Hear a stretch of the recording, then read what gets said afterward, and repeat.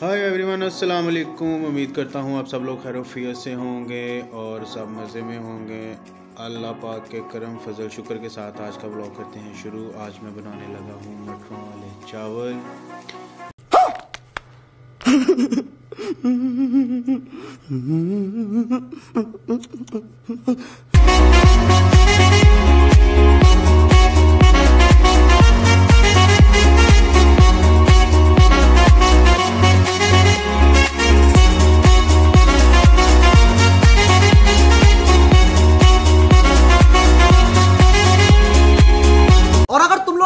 तो सब्सक्राइब करो, वो जो लाल वाला बटन है उस पर फूट फेंक के मारो या फिर मोमबत्ती, मुझे नहीं पता, बस क्लिक हो जाना चाहिए।